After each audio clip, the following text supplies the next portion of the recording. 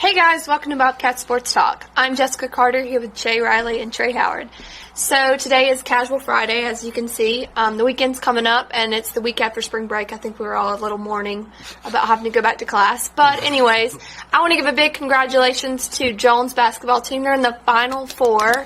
So yes, they are doing so great, and we've had such good success with all of our sports teams this year. Really have. Yeah, they've all done phenomenal, each and every one of them. So congrats to everyone. What a great year everything has gone for Jones. So moving on, let's talk about the NCAA basketball tournament. Guys, who are your Final Four? Right now, even through all the upsets that went on yesterday, my bracket's been busted. I was perfect until like 5 o'clock yesterday, but we're going to let that go. I still have Florida making it out of the South. I have Michigan State, like every other analyst on TV, making it out of the East. And in the West, I have Oklahoma State. I think they have the easiest route to get to the Final Four, going through Wichita State and going through that bracket. Not that Wichita State bracket, I'm sorry. Going through that Arizona bracket. I think that's the easiest route to get to the Final Four. And I have Louisville, another 4 seed, just like Michigan State, coming out of the Midwest to get to the Final Four. Because the route they have to take, I think they will beat Duke in the Sweet 16 or in the Elite 8. And I think they can get to the Final Four. I'm not saying they're going to win it all, but I think they have the best chance out of that tough bracket, out of that tough region, to get to the Final Four. Okay. I would have to disagree. I think the Midwest, I've got Duke out of the Midwest. Maybe I'm a little bit of a fan favorite because I love Duke and I've always loved Duke. And my grandma actually grew up there and, always sent me Duke gear and stuff. And so I really have a passion for Duke. But I really think that Jabari Parker in this tournament is going to show, the player that he really is. But you've got Hood. It's not just Jabari Parker. You've got Hood. You've got Suleiman. Mm-hmm. And I just think that those 3 players are going to impact them, and they're going to take them to the Final Four. I don't see them making it to the championship game. But I've got Michigan State, Arizona, Duke, and Louisville. Not Louisville. Florida. Florida. I think Duke is just so hit and miss because they are great one game and then they're off another game. And it's just so, in the tournament, they can't be off any games like that. I do think they're a great team, but it seems like I'm a Duke fan too. And every year it's that one game that just crushes you. Like, I can't believe Duke lost that game. That's every year that happens. I just maybe they'll be returned to their former glory, and we'll see something this year, and they'll go to the Final Four. I mean, not the Final Four, to the championship game, but I see them making the Final Four.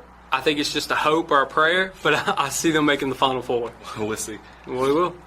Well, unfortunately, really all we have going on is basketball, the tournament, and then, baseball's kicking up, but we have spring training coming up. So that's about it for the tournament. But, guys, what's your final word this week?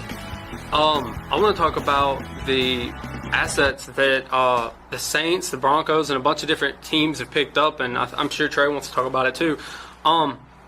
You've got the Denver Broncos picked up T.J. Ward, they picked up Aqib Talib, and they picked up DeMarcus Ware.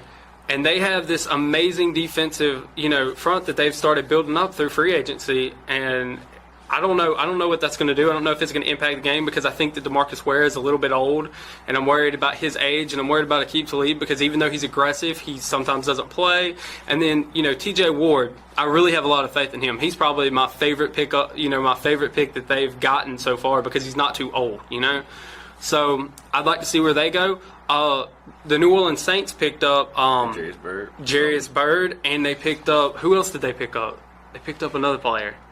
I don't remember who it was, but they picked up a lot of good players in free agency, and the Patriots racked up. Mm-hmm. So I think that free agency is going to make a really big impact on this next year, and I think that we're going to see a lot of powerhouse teams kind of pop up out of nowhere that weren't there last year.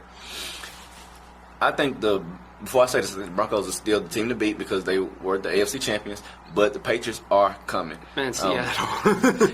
Seattle is too, but the Patriots are coming. They picked up Darrelle Revis. Mm-hmm. They got Amendola coming back. They got Gronkowski coming back. Talks of Deshaun Jackson maybe going to New England.